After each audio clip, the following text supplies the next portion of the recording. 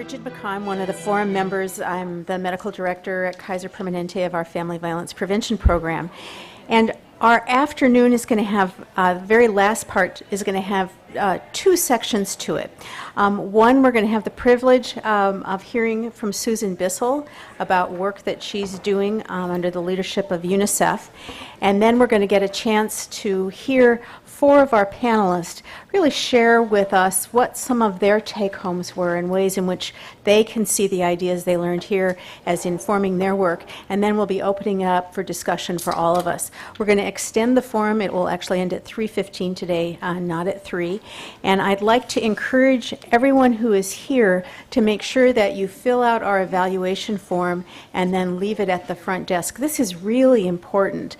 I can't really emphasize enough how much we use the feedback from our participants to inform the workshops that we do. So please give us your feedback. And I want to say one other thing, which is I was just going to say to the panel, you know, in the time that I've been in workshops and conferences and so forth, we have sort of swung the pendulum from doing long lists of who people are and their accomplishments and their degrees and so forth to kind of going the minimalist approach. And I'm kind of all right with that, but I'm sort of not too. And I just want to say that this green sheet, which is out on the front desk also, has description of the people who've been speaking to us over the last 2 days. And they're really phenomenal. I feel honored to be able to learn from all of you. And so I'm also going to adhere to the rules, so I won't say much about Susan except that she's the director at UNICEF of the Child Protection Services and will be telling us about a really inspiring partnership, and one that really means a lot to me because in our work in Kaiser Permanente, I think we've done well with intimate partner violence in terms of a healthcare organization's approach.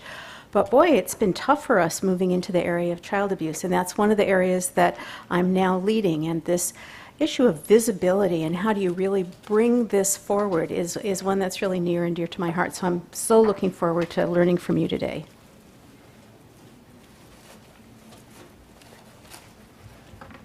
Thanks, Bridget, for the introduction.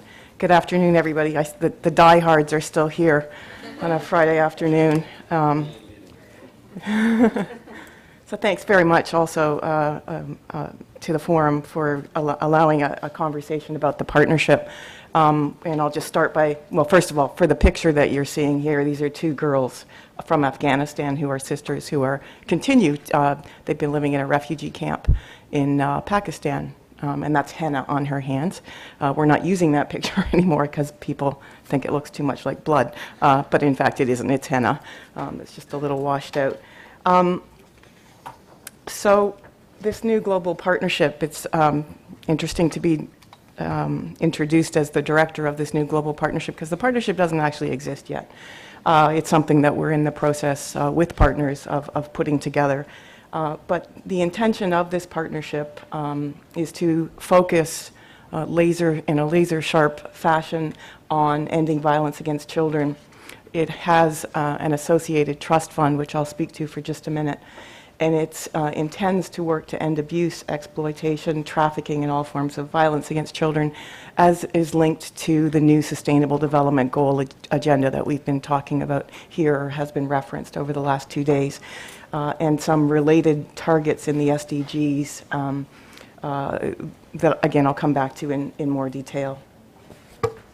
Just point out to previous presenters, this is working beautifully. You've warmed it up.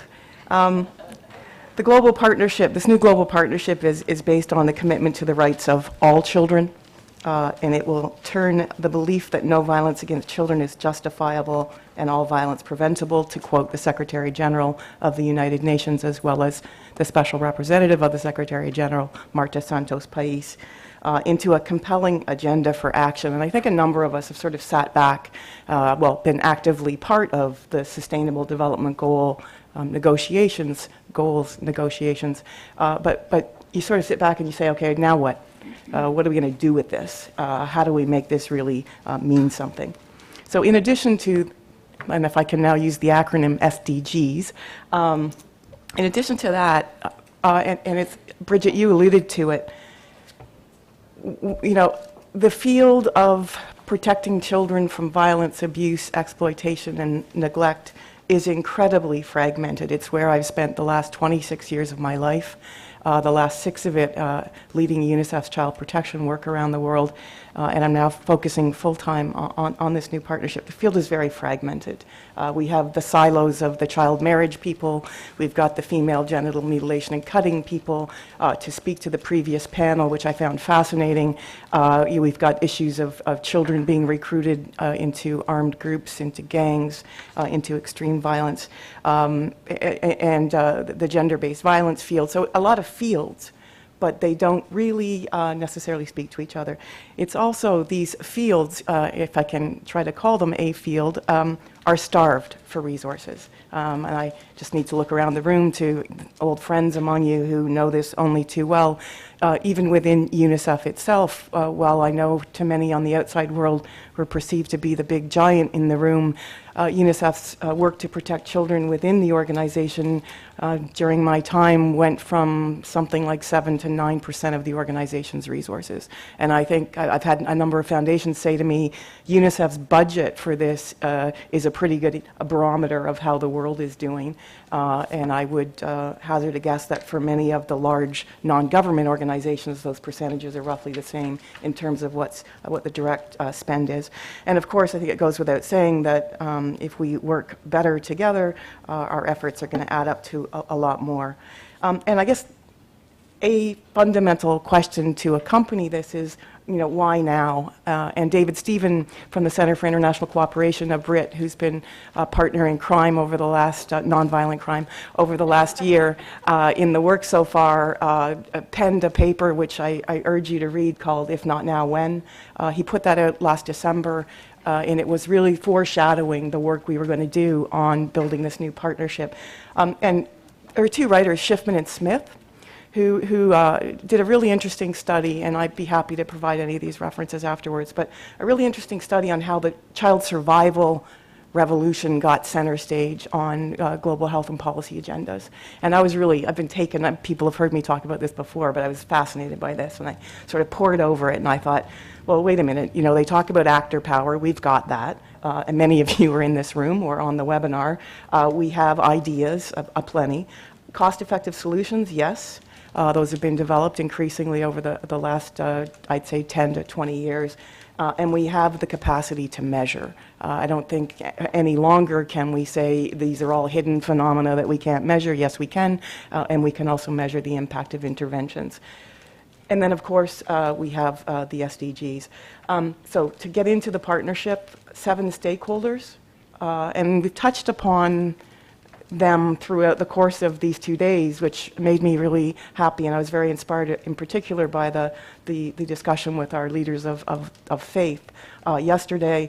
So governments, civil society, leaders of the faith-based community, foundations, the UN families in quotes on purpose, academics and researchers, the private sector, and young people themselves.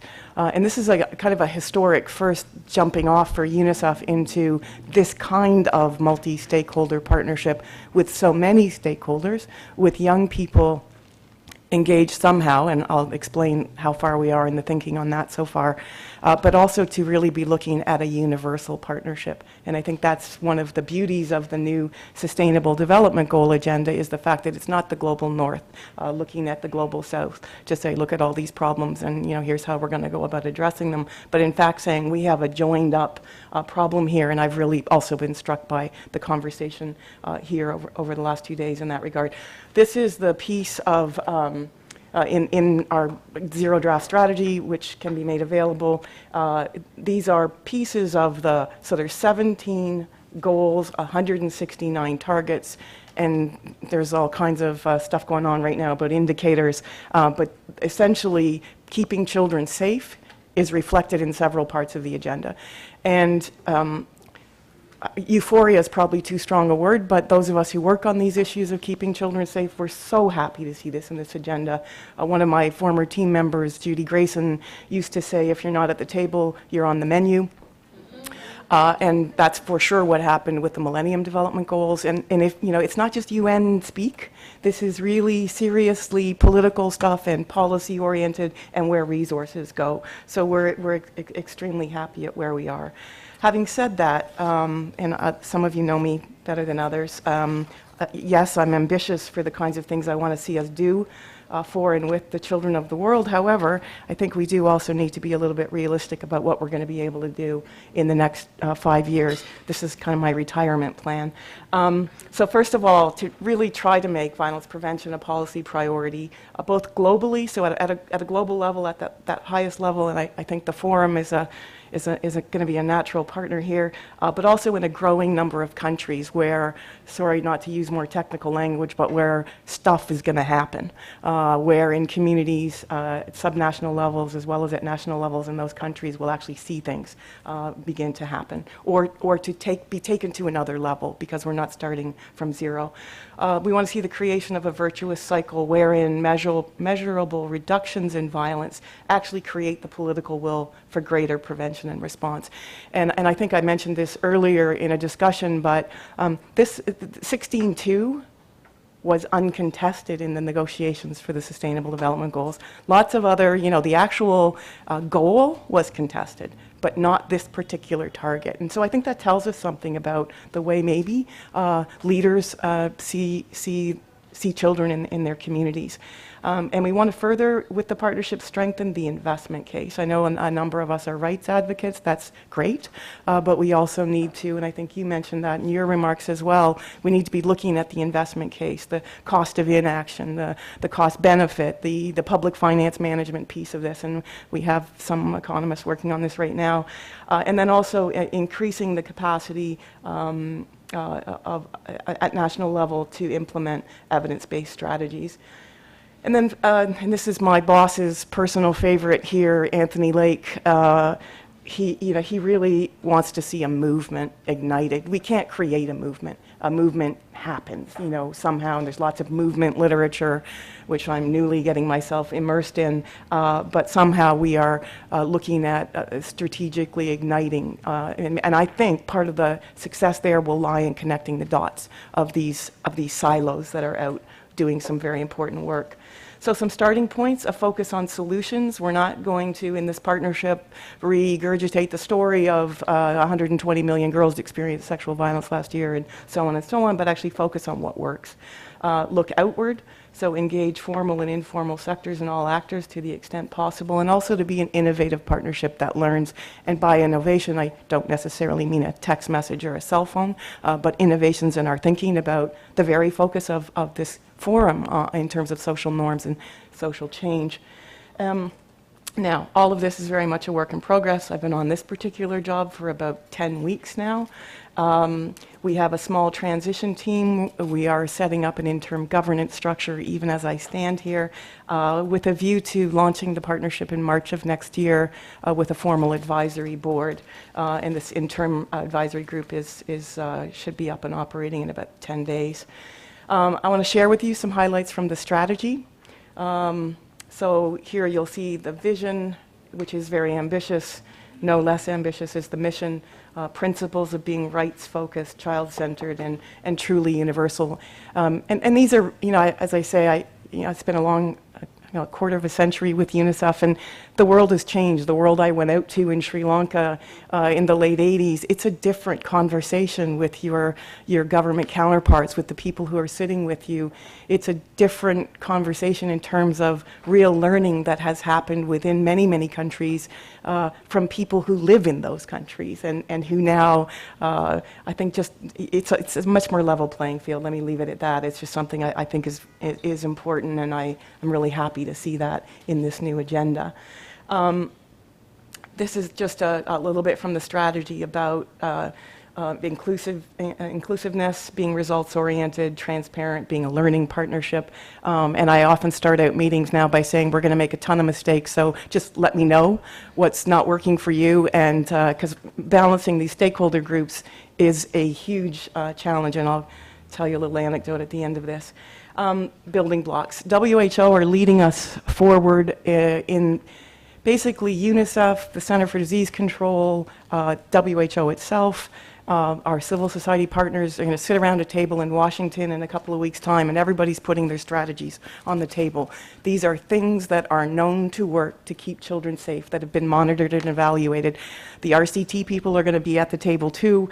It's going to be interesting to see what makes it to the final cut of the building blocks, but our hope is then to get some communication experts who will package that in a neat way that will be palatable and understandable to leaders who will ideally be signing up, but to others who will, to put it into everyday parlance, basically. What does a family nurse visiting program in early childhood, what's that look like? What does it have to be successful? We've had some of those conversations here. So the building blocks are part of the solution and at the essence of the strategy. Here are some of the component pieces that we're going to be talking about in a couple of weeks. These will not be new to those of you on the webinar in the room. Everything from risk reduction, addressing guns, alcohol, drugs, to social norms, as we're discussing right here, legal protections, et cetera. Now, I'm really going to rush through this because we haven't figured this out yet. And that is, how do we actually have children and youth engaged in the partnership? Do they want to be? How do we do that in a democratic, transparent manner? We have partners in the partnership who are really good at this, who have done this before. And so we're working that out. The bee in my bonnet about this is that we need to keep children safe while they engage with us on some of these very dangerous issues. And I don't think we did a very good job of protecting Malala, for example. Whoops, let me go back. So one of the concepts in the strategy is this Pathfinder concept. And these are Pathfinder countries where leaders at the highest level of government are going to sign up. And I will tell you who the Pathfinders are already that have self-identified. We've done this completely opportunistically, where leaders are committed to accelerate action. So most likely they're already doing some things that could be accelerated, possibly taken to scale. We'll try to innovate new approaches, and we'll increase resource allocation while leveraging other funding. And that's a little bit where the trust fund comes in. So we're saying at a global level, all countries can engage in the partnership and a call to action. We've been asked to revisit this and see whether we wouldn't be saying anybody, any group, any city, any country, any state that wanted to really be part of this rallying cry could be part of the partnership. That might make sense because everybody isn't going to want to engage as deeply. However, these Pathfinder countries are going to be countries where there's a willingness to engage in these quick wins for children in the first 5 years. Our review of existing partnerships, which I'd be happy to make available to you, suggests that quick wins really matter, even though we know we're in this for the long haul and then social norms change takes time and all of that. If the partnership doesn't perform, if it doesn't do stuff and demonstrate something, then and I personally, as I said to Reuters a couple of weeks ago, contrary to the fact that I talk a lot, I'm not really interested in spending the next 5 years talking. We want to get our skates on, to use a Canadianism. So then people say, well, why should we be a Pathfinder? Because we're going to be under a microscope, aren't we? Sort of, except that, you get to be at a table of people who really want to be leaders in this field. And what surprised me is the number of leaders that have actually already stepped up to have a conversation. Maybe not necessarily at the head of state level, because that's not the levels I move at necessarily, but certainly at the levels of foreign ministers and ministers of health. Access to new information and approaches. Pathfinders are going to sit together, they're going to share progress and frustrations. We're going to find ways to do that virtually, leading up to a solutions summit at the end of 2017. There's going to be support from the Partnership Secretariat for the development of national partnerships. So how do you get that conversation going at a national and subnational level, and also this possibility to receive catalytic funding if needed for innovation. And I already mentioned the sharing of experiences. Very, very briefly, the UK government committed a seed funding of £50 million to this trust fund. Their particular interest is the online protection of children from sexual exploitation and violence.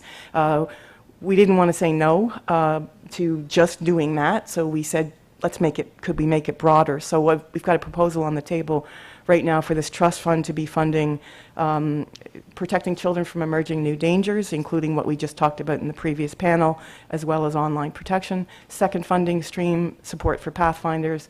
The third, and this is from my previous head of child protection, but wanting to fortify the funding of action plans for children in conflict settings, where under Security Council 1612 action plans need to be prepared by parties to war, basically, who are recruiting or otherwise abusing and using children.